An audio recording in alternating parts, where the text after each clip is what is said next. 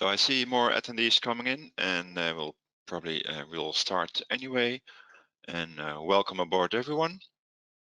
Welcome to the webinar Market Entry Methods for Natural Oils, organized by CBI. My name is Thomas Vonk, and I'm working for the CBI at the Market Intelligence team. Thank you. Thank you, Thomas. Thank you very much for the introduction.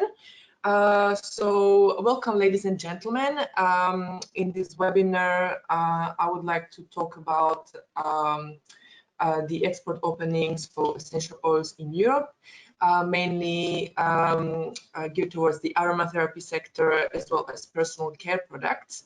So what's on the agenda today? So I will give a brief introduction into the topic. Then I will talk about the European market for essential oils. I will talk about the demand and what's driving the demand. And I will also talk about market entry guidelines and trends. So what kind of trends are we seeing on the market? And I will conclude with a market outlook and opportunities, how to capitalize on the trends on the market. So briefly, I would like to introduce our company, Ecovia Intelligence. So we are a market research and consulting company, and we specialize in sustainable products industries. And our product portfolio or service portfolio include market and technical research, business and sustainability consulting. And we also organize seminars and workshops. And last but not least, our sustainability summits, including our Sustainable Cosmetic Summit that take place in major regions all around the world, such as Europe, North America, Latin America, and Asia Pacific. So we have our European edition of the Sustainable Cosmetic Summit coming up in November 2022, and you can find more information on our website. In the last year, we held our events online, but in 2022, we plan to go back to physical events. So what is the demand for aromatherapy products? So we can see that there's an increasing demand for aromatherapy products on the European market. So this slide illustrates the global the market size for the global aromatherapy market, and in 2020 the market size was estimated to be $4.7 billion, and the market is actually expected to grow at a compound annual growth rate of 8.2% over the forecast period, and it is expected to reach $8.8 billion by 2027. So it's a very healthy sort of single-digit growth rate that we expect to see for aromatherapy products. So why is that? So what is actually driving the demand for aromatherapy products globally as well as in Europe? So the first driver is increasing use of aromatherapy at home. So consumers, they no longer go to sort of aromatherapists or professionals in order to enjoy aromatherapy products. More and more they buy such products for their home use. And this trend was even more magnified by the COVID-19 pandemic. So we expect this driver to continue in the near future. Another driver is increasing awareness about the therapeutic use of essential oils. So with internet and social media, consumers are becoming more informed. They can look up information about specific essential oils, what kind of properties they have, and how beneficial they can be. The third driver is increasing consumer preference towards natural products. So we see this across the board, not just for aromatherapy products or personal care products. This is mainly due to increasing awareness of consumers. They also have high disposable income, and they want more natural, more environmentally friendly products that are actually alternative to conventional products that sometimes, or very often, actually contain contentious ingredients. And the last driver is increasing prevalence of lifestyle diseases. So these are illnesses such as depression, anxiety, various skin diseases, autoimmune diseases, and diseases related to stress. So with current hectic lifestyle, so we see that this will further drive the demand for aromatherapy products, where consumers are looking for alternative modalities to sort of allopathic medicine or common sort of ways of healing. So this slide illustrates the last driver, prevalence of stress-related lifestyle diseases. So we see that in some countries in Europe, the share of consumers or respondents that claim to suffer from diseases such as depression and anxiety is relatively high. For example, in the UK, 20% of respondents stated that they suffer from anxiety and depression. In countries such as France, 21% respondents stated that they suffer from anxiety, and in Sweden, 15%. So obviously, this trend was even more magnified by the COVID-19 pandemic. We see that, for example, in Sweden, the rate of respondents that claim to suffer from depression increased by almost threefold pre-pandemic versus in 2021.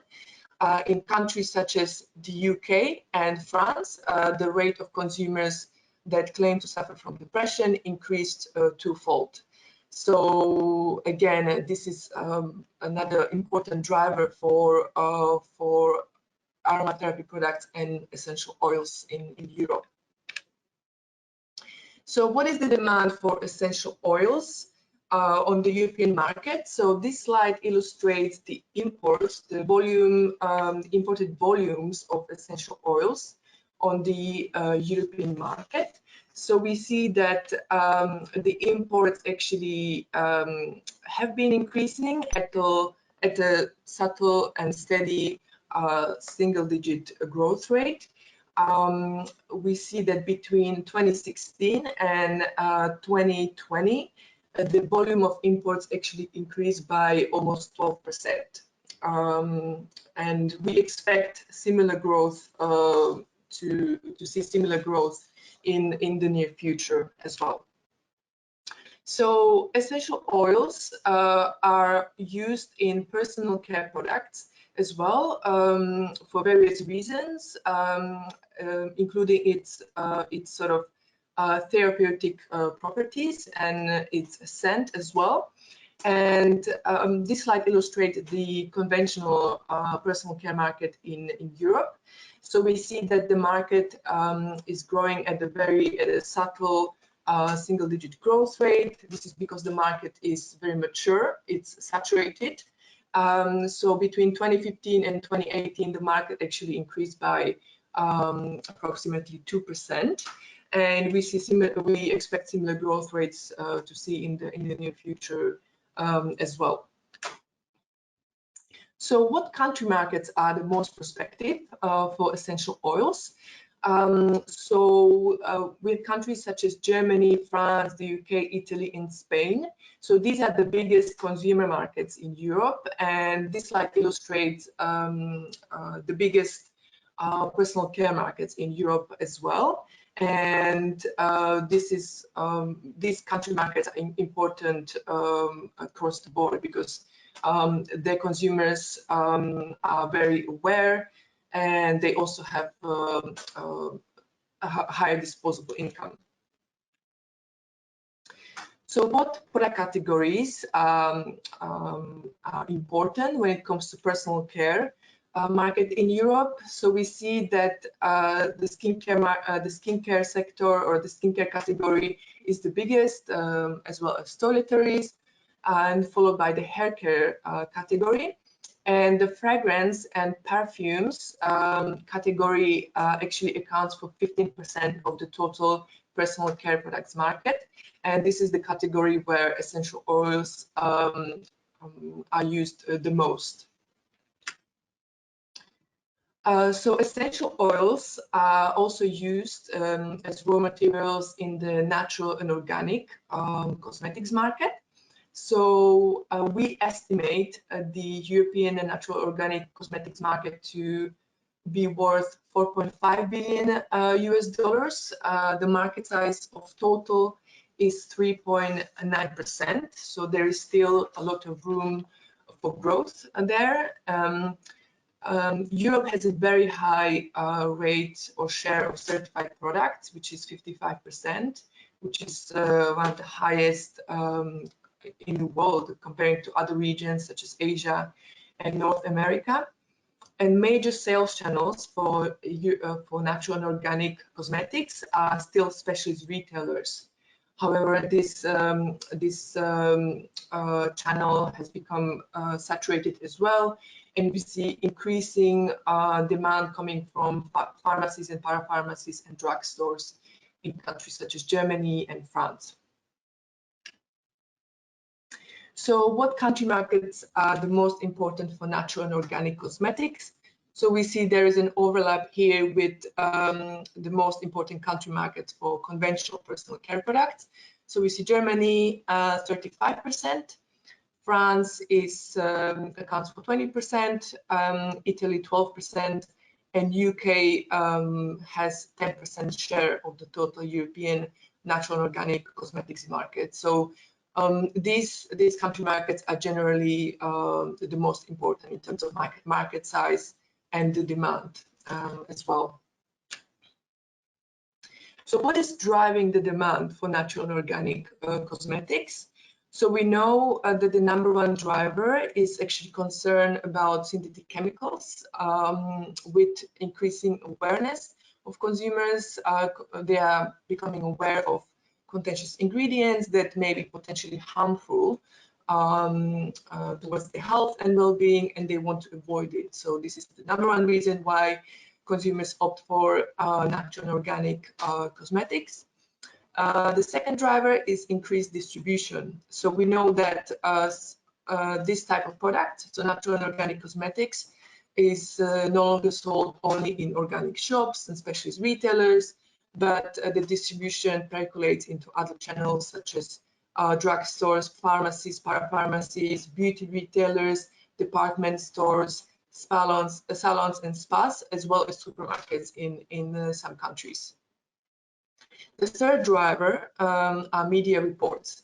So this driver increases awareness of consumers, and that's connected with the first driver for concerns about synthetic chemicals. The more consumers actually know about what's inside of certain conventional products, the more they are looking for alternatives.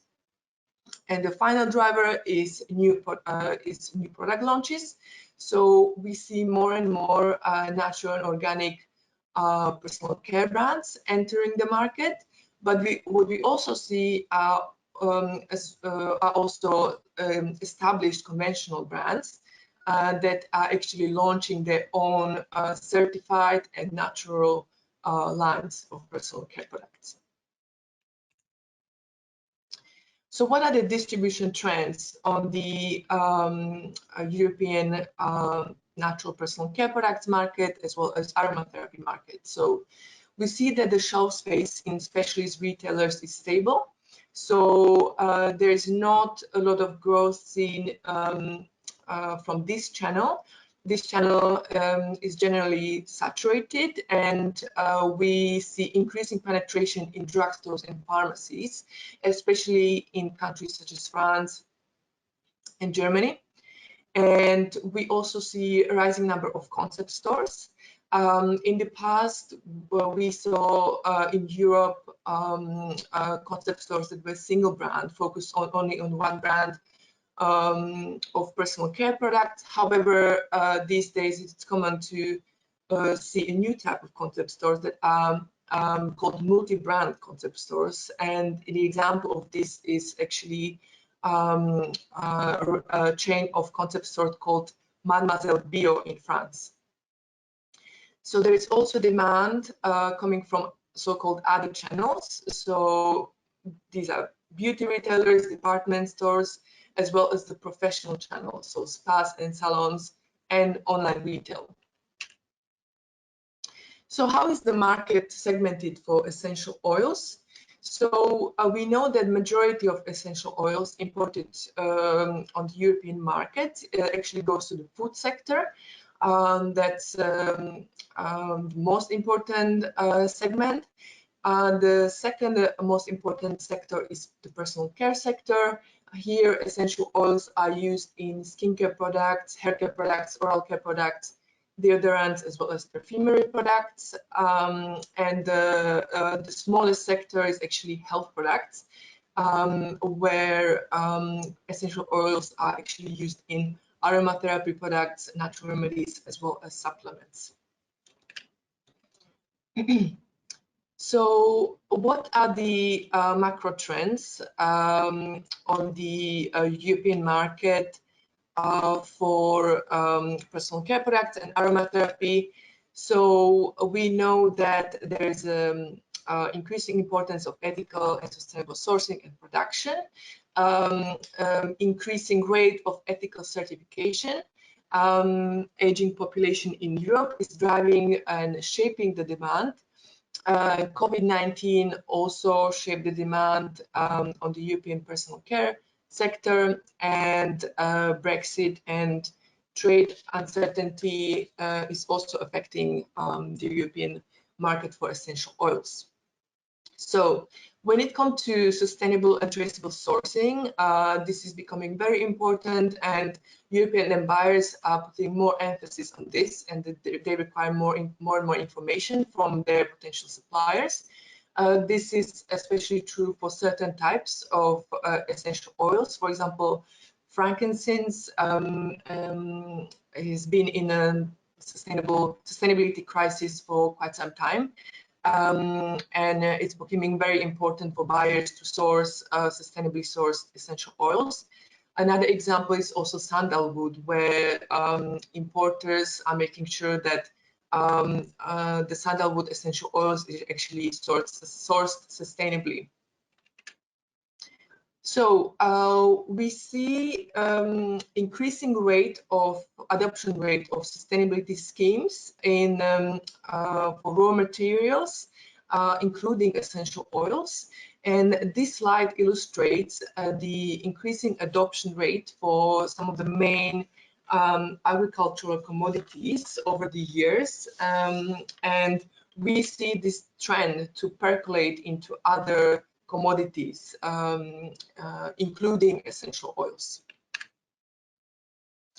So another trend is growing demand for organic raw materials. So the main reason behind this is that there is an increasing growing demand for organic products on the European market. And this slide illustrates the European food products market. And we see that there is a very healthy growth on the market. And between 2014 and 2018, the market actually grew by 45%. And especially during the COVID-19 pandemic in 2020, the demand for organic products was even higher. And we actually expect this trend to continue, mainly because consumers started to look at the health impacts of the products that they buy. So why do consumers buy organic products? So this slide illustrates consumer behavior, of French consumers towards organic products. And when they were asked why they decide to purchase organic products, 63% of them stated that it's because of personal health. So we see that the overall well-being and the health impacts of the food or products that consumers buy is very important for them. So these are some of the reasons why there is a growing use of natural raw materials on the European market. So there is an increasing pressure to reduce environmental and health impacts of ingredients, and there is a rising consumer awareness of contentious chemicals. And also consumers are demanding more natural and green products. So aging population is shaping the demand on the European market for aromatherapy and personal care products. So we know that the life expectancy of the population in Europe is increasing. And with increasing disposable income, they look for alternative ways how to improve their well-being. And aromatherapy products are just one of the ways how they do it. So COVID-19 affected the supply chains of natural ingredients in several ways. Examples include that there were shortages of certain natural ingredients, mainly because of the disruptions in supply chains. However, because of this, some European importers actually had to reevaluate their supply chains and decided to source certain ingredients locally or from other sources. However, this was not always available, or this is not always possible, especially when it comes to ingredients from developing countries. So Brexit and its implication of trade. So this creates a lot of uncertainty, mainly because it will take some time for the UK to renegotiate all the trade agreements with other countries. And these are some of the areas where you, as an exporter of essential oils, may be affected if you want to trade with the UK. So the supply chains, of course, will be affected, including customs and logistics, the area of finance, including tariffs. The regulatory area, you need to look at the REACH regulation and also the CLP regulation. And also legally, you'll be affected when it comes to contracts, intellectual property, and trademarks. And for updated information, you can look at the CTPA website, where they provide up-to-date information on Brexit. So this is the value chain for essential oils. So we see that very often, but not always, the raw materials are actually collected and produced in the developing country. Then the essential oils are actually imported on the European market via distributors and traders. It can go through agents as well. However, this is not that common. The essential oils are then processed, and then they go to the end user segments, such as food sector, personal care sector, as well as health product sector. So I have a poll question for you. So let me try to launch it. Okay.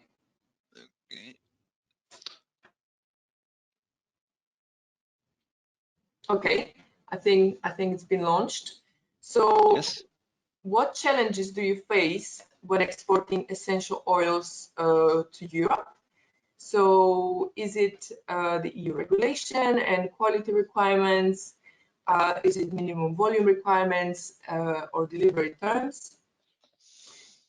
Is it demand on sustainable and transparent production and sourcing from European buyers? Or is it finding the right buyers? Or is it other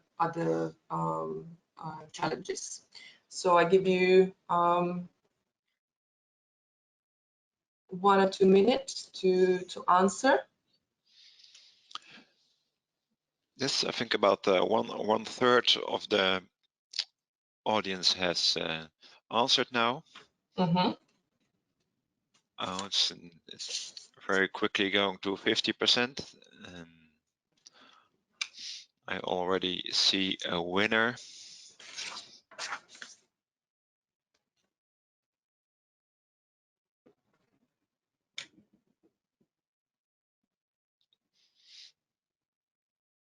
Very interesting.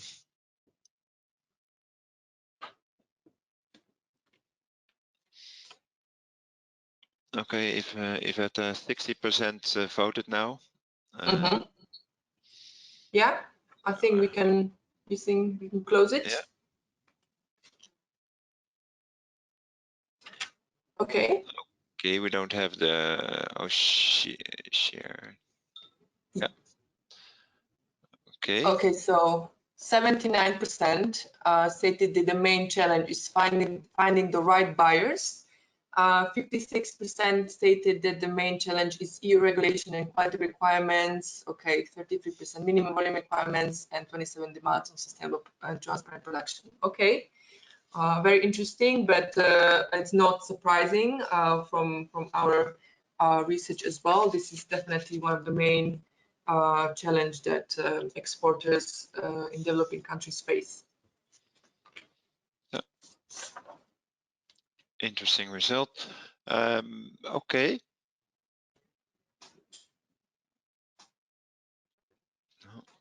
Let's go now to the questions. Mm-hmm.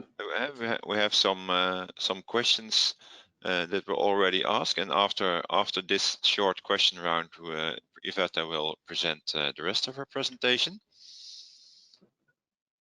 The first question is from Gwen, and she's asking, are there plans for a summit in South Africa as well? In Africa. In South Africa, she's asking South specifically, Africa. but Not as yet. We were thinking about holding summit in the Middle East, but not in Africa yet, but maybe in the future, definitely. Okay. A second very interesting question is from Alexios, and he's asking, for the natural and organic cosmetics market, which are the key certifications a producer of organic essential oils needs? So key certification for organic oils. Mm-hmm. So I would say when it comes to the personal care products market, you can look at certifications such as Nature and Cosmos. They both certify raw materials, but the EU organic certification is also enough. Yeah, then no, it's not inferior in any way. But for the personal care products market, Nature and Cosmos are recommended. Okay, thank you. Mm-hmm.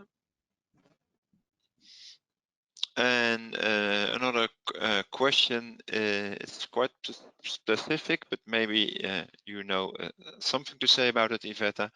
How is the demand for Sri Lanka cinnamon oil? Or maybe in general, how's the demand for cinnamon oil? For cinnamon oil, I am not, I would say cinnamon oil would be more used in the food sector as opposed to the personal care sector. to sort of impart sort of taste. So there's definitely increasing demand for natural raw materials across the board, including the food sector, where it comes to whether the buyers will choose cinnamon oil as opposed to alternative materials, it comes down to price and quality. Okay, thank you. Mm-hmm. Now one more question about the slide you showed. Mm-hmm. It's slide on sustainability schemes. Mm-hmm. Feven is asking which country or geography is this slide on?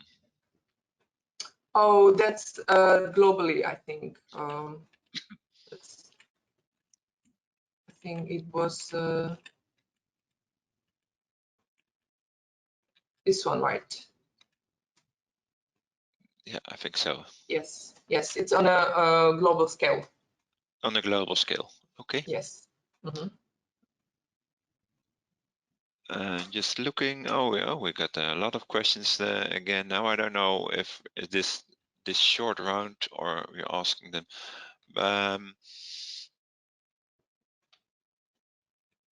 Okay. Can you name common ethical certificates that EU buyers normally demand?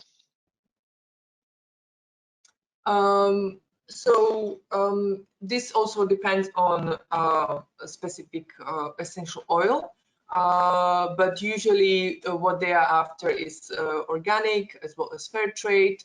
There may be fair wild certification, but organic is becoming very sort of popular on the European market, and also seen as a sign of quality as well among European buyers. Okay, thank you. And a question relating to that. Is the EU certification fair trade and organic certification regulated by the one sustainability organization in the European Union? Can you repeat the question, please?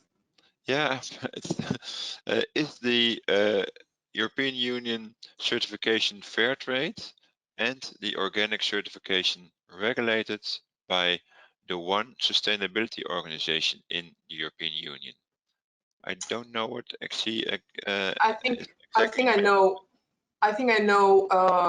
what the person is asking. So there are several organic certifications. For example, for organic, there is the EU certificate, EU organic certification, and that's regulated by the European Union.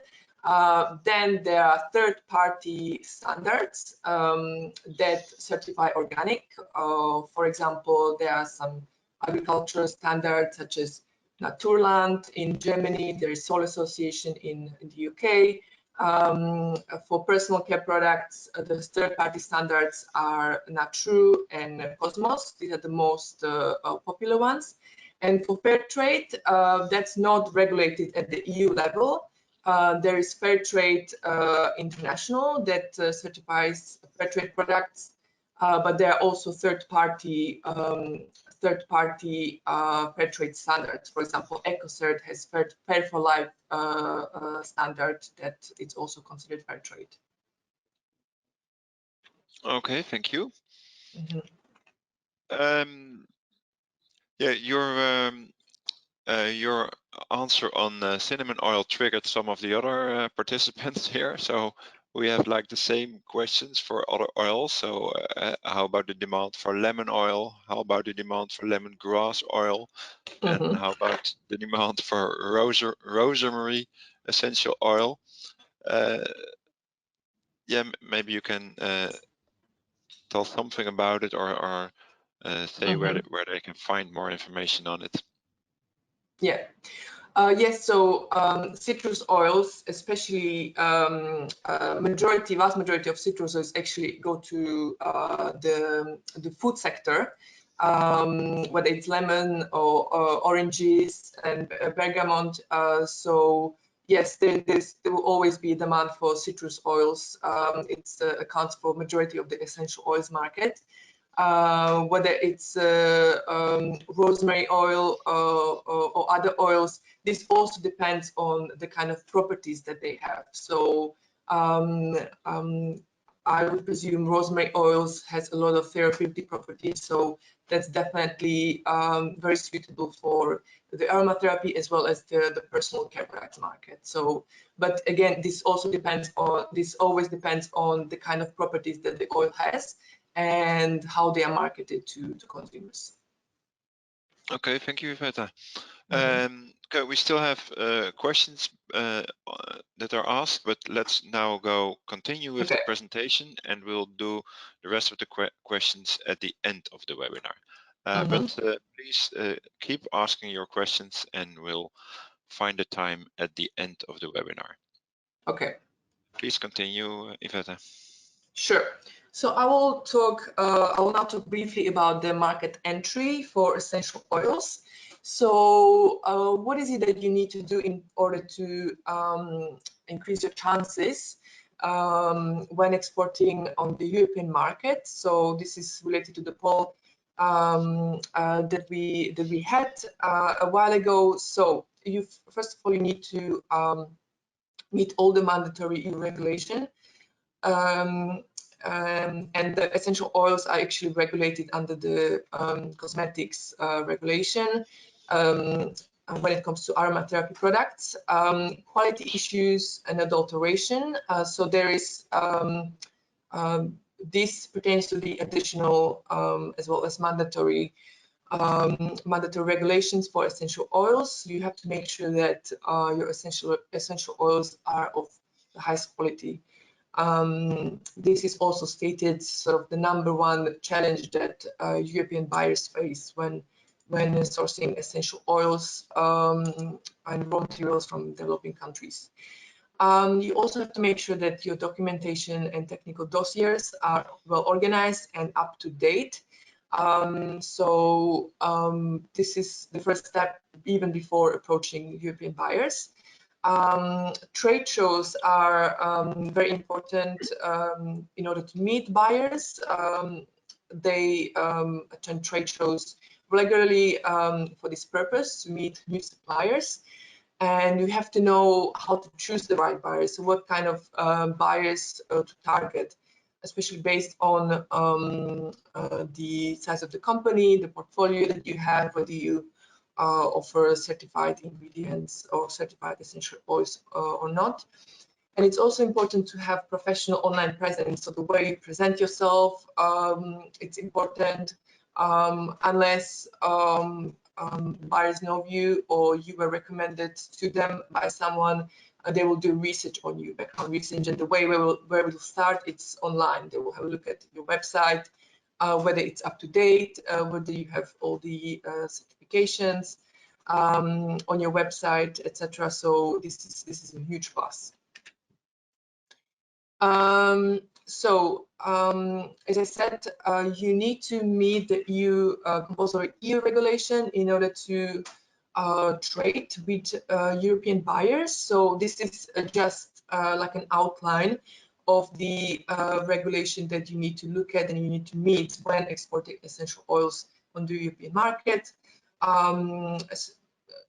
Regulation 122.3 2009. REACH is very important. Then also regulation that pertain to labeling and packaging. You have to look at efficacy claims, what kind of claims you can make when it comes to your essential oils. You need to be very careful there, and also you need to abide by the CBD and the Nagoya Protocol. Quality issues and adulteration. So this depends on the specific oil, essential oil. However, there are some sort of general rules. So you have to make sure that your essential oils have to be pure, not adulterated with chemicals and other substances. You have to be aware that European buyers do testing on a regular basis, on a batch basis. And for example, for frankincense, essential oil should have a crystalline consistency similar to the gum, the frankincense gum. There are some industry standards that you should follow, but it's non-binding. However, these are usually the kind of standards that European buyers look at when it comes to assessing the quality of your essential oils.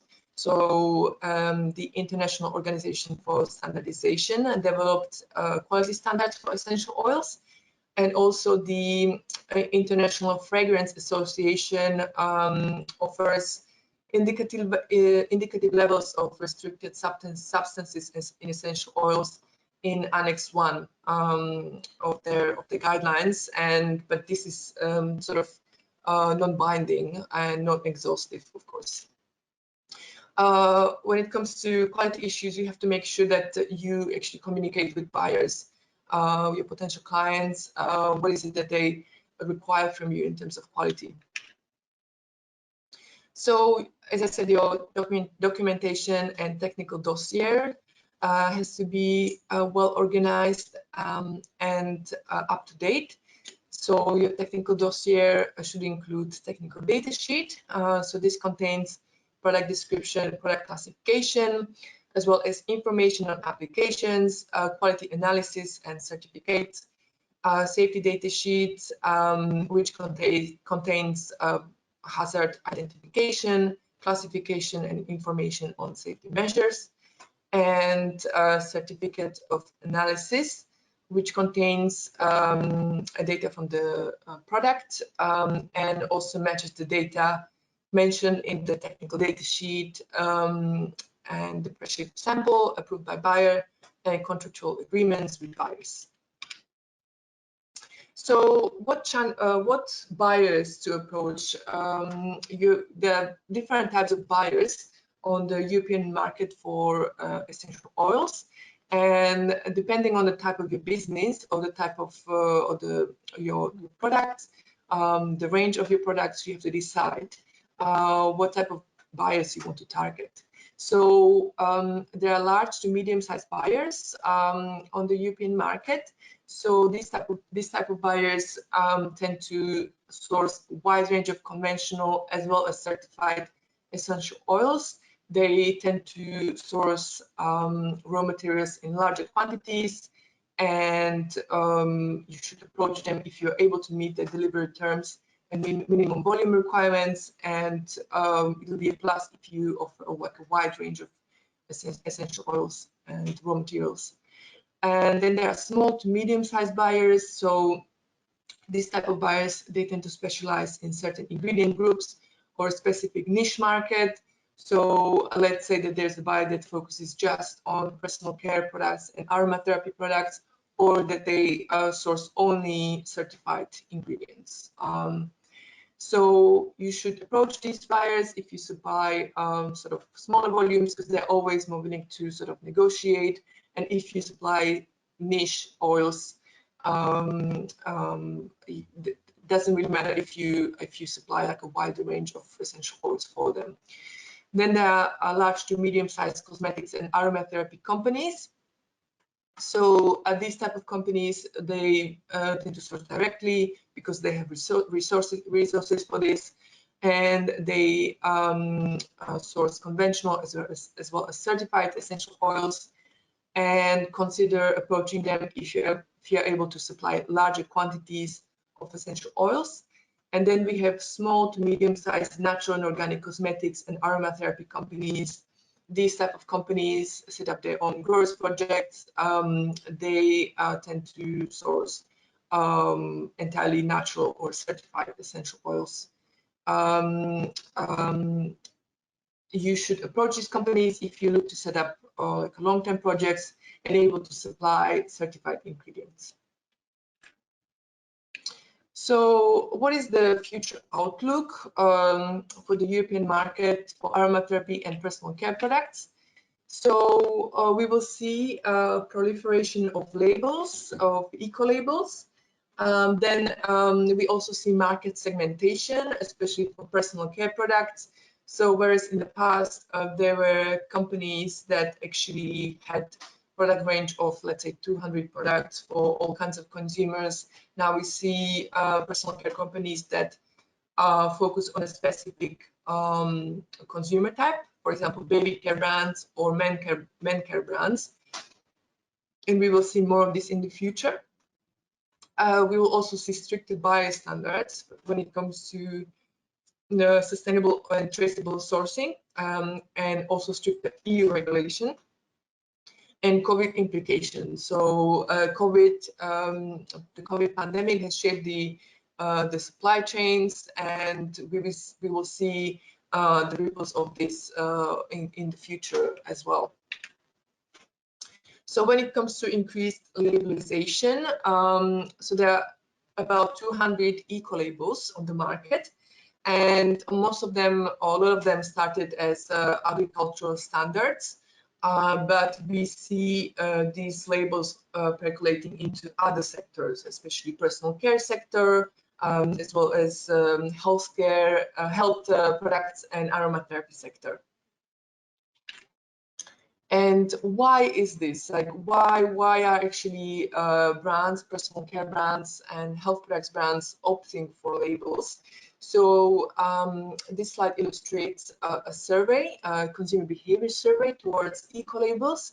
So when it comes to countries such as Sweden and Denmark, we see that more than 60%, almost 70% of respondents in Sweden stated that eco-labels play an important part when purchasing a decision, when making purchasing decision, and in Denmark it was almost 60%.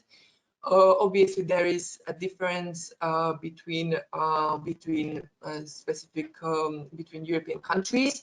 However, we expect to see more of this in the future as the consumer awareness increases.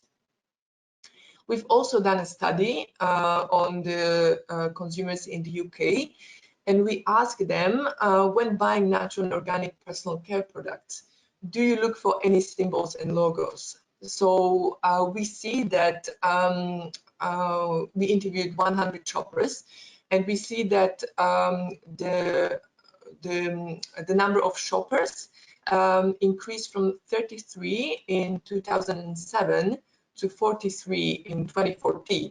So this could be, if we've done this research today, in 2021, the rate or the share of respondents stating yes would be expected that it would be even higher. So how has COVID-19 impacted the European market for health products and personal care products? So we know that there was retail disruption. So because of lockdown measures, several sales channels were closed. This include mainly the professional channel, which affected the aromatherapy sector as well. And the salons and spas were closed. However, on the other hand, we saw a rise in online retailing. So consumers that were not used shopping online sort of turned to this channel to buy their products. We also saw strengthening consumer demand for natural products, mainly because consumers started looking more on the health impacts of the products that they were buying. However, at the same time, we saw the increasing consumer spending power. Many people were affected financially, they lost their jobs, so they could no longer afford to buy sort of premium products. And also we saw change in consumer behavior. So we saw that maybe consumers stopped buying fragrances and perfumes because they were no longer meeting people, they were not socializing anymore, not going to the office, whereas there was an increased demand for products such as hand sanitizers and soaps. So what are the market opportunities for you? So Europe is a prospective market for essential oils. whether it's for aromatherapy or personal care. We saw that from the slides that the demand for both aromatherapy products and whether it's conventional or natural and organic personal care products is increasing. Finding distribution partners and how to find the right distribution partners and what to do in order to increase your chances to find distribution partners is important.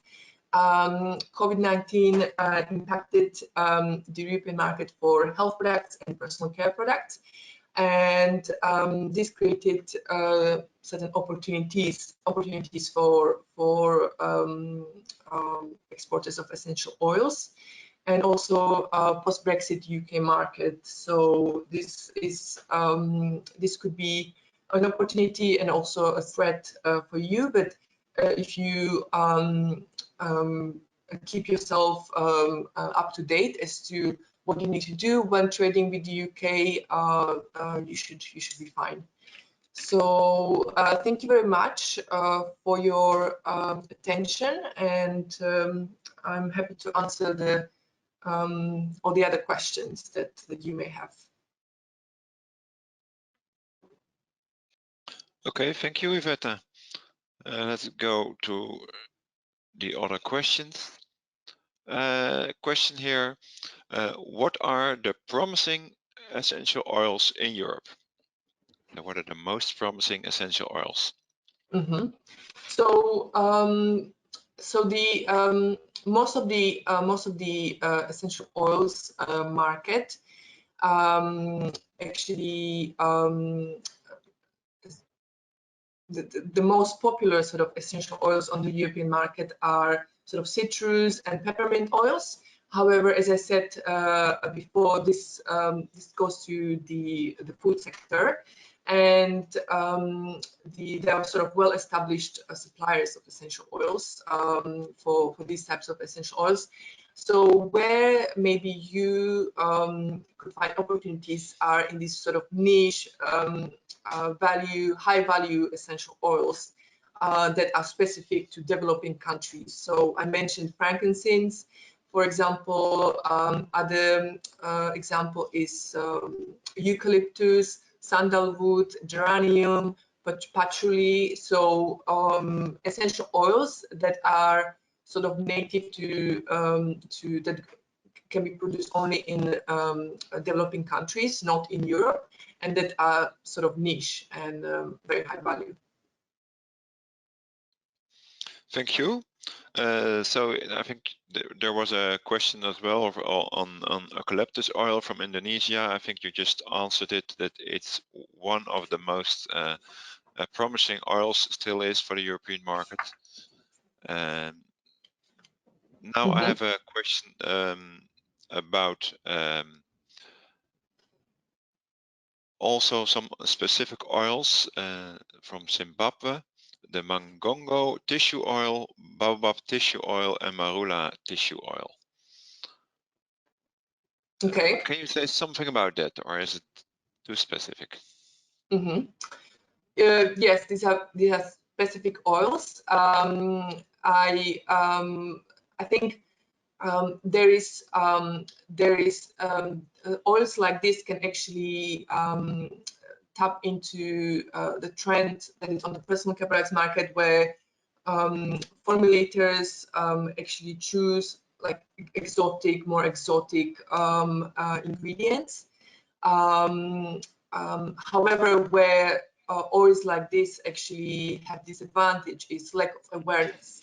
Okay, so consumers don't actually know, are not aware of these products, and formulators are not aware of these products, and they don't know how to sort of incorporate them into their product formulation. So when it comes to specific oils like this, there's usually a lot of work involved when it comes to marketing products like this. So once you are able to get products or oils like this on the European market, there is an R&D process and commercialization process involved, where formulators actually sort of have to figure out how to how to incorporate products, how to incorporate oils like this into their formulation.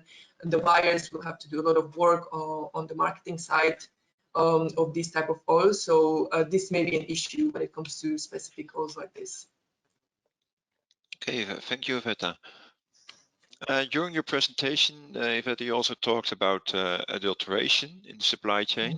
And there's a question about how big the problem is of adulteration in the supply chain with regards to essential oils. Yes, I mean, according to the when speaking to buyers, it's an issue that they mention very often. It's actually I would say the #1 issue that they face. So as an exporter of essential oils, in order for you to establish a long-term partnership with buyers, you have to make sure that your quality, the quality of your essential oils is consistent, and on a batch basis. And yes, because this creates trust, and then they are willing to work with you. And yeah, it's a very important issue. Sometimes what buyers also require also sort of these quality management standards from their suppliers, whether it's ISO or FSSC standard, and anything that shows that you are committed to high quality standards. They're up to par with the European, with what European buyers actually require. It's always a plus. Okay, thank you. We have a question. I think it's in our market information studies as well. You can, but I'll first read the question. Where can we find a list of specifications for organic products regarding the European norms? So say it again. What's the question? Yeah, where we find the list of specifications for organic products. The regulation. European Union, yeah, the Oh, regulation. yes.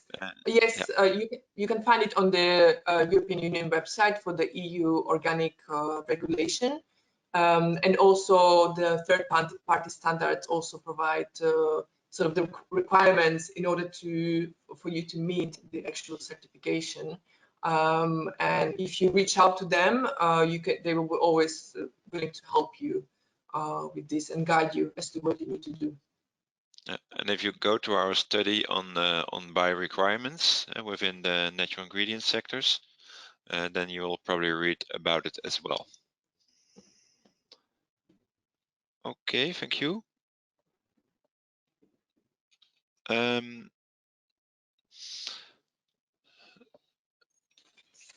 Okay, this is yes. You talked earlier about frankincense oil. Yeah, the question is what is the request in Europe, in your market, for frankincense oil? Yeah, I think you already kind of answered that, Iveta, but maybe you can say something again about it. Yes, I mean, frankincense, it's in high demand because of its, it has a very specific scent and very specific properties. Yeah, but there's a huge issue with how it's produced when it's produced sustainably. So yeah, obviously it's an expensive oil because of that. So yes, there's definitely a lot of demand for frankincense oil. Okay, thank you.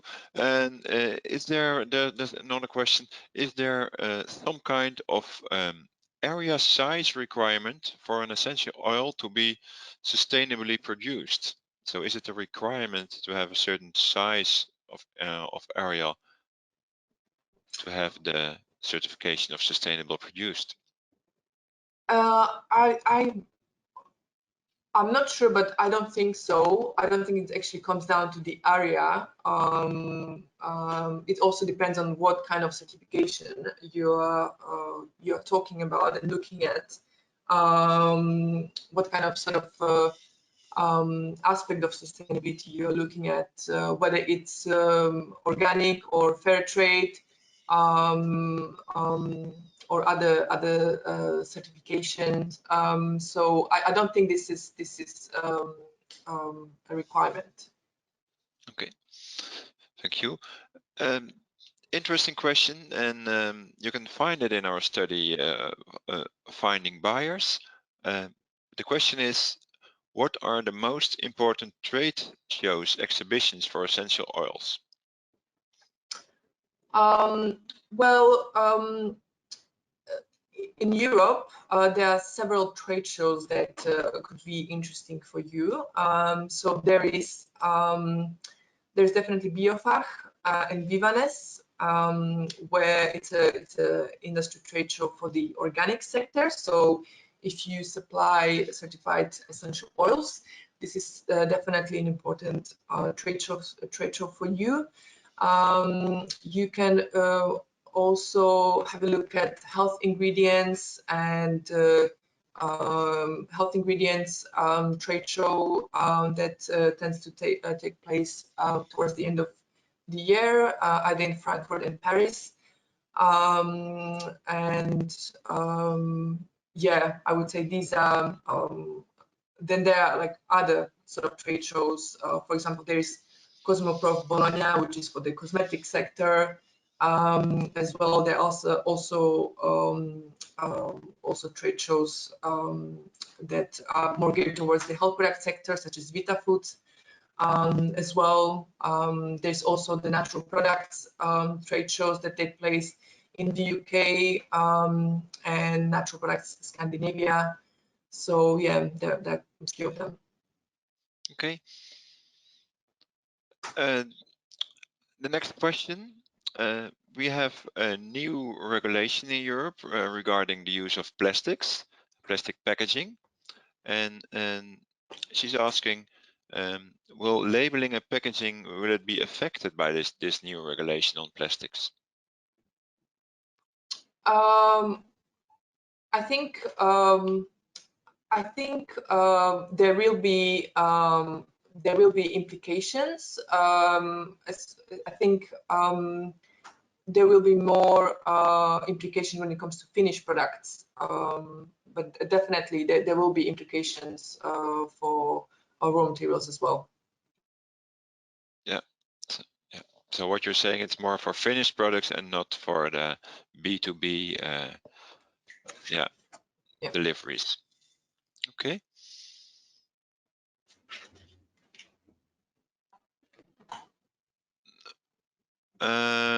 Okay, and it's about almost time, so I'm do one or two more questions, and then we close it for today. I'm gonna show you some more about our website.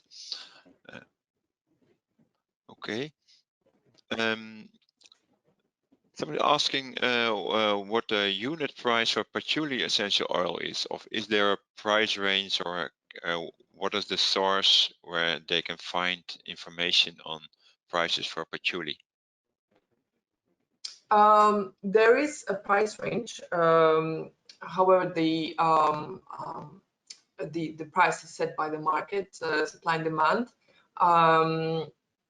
There are a few sort of websites where you can have a look at what kind of a price point other suppliers offer patchouli at. So you can have a look at websites such as Alibaba or there are also, or IndiaMart as well, and you can also have a look at our studies where we actually talk about it,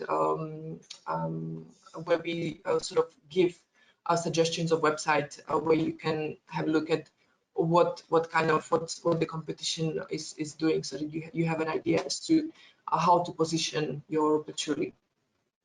Yeah, that's true. In our study specific on essential oils, there's one chapter about prices. Mm-hmm. Last question for you, Iveta. Does Ecovia also support finding European buyers? If we provide this service, I guess this is what you're asking. We could, yes, we've done that in the past. We could help you with providing a list of potential buyers. However, we don't usually participate in the matchmaking process. So we can provide you with a list of potential buyers for you, and then you would sort of take over from that point onwards. Okay, thank you.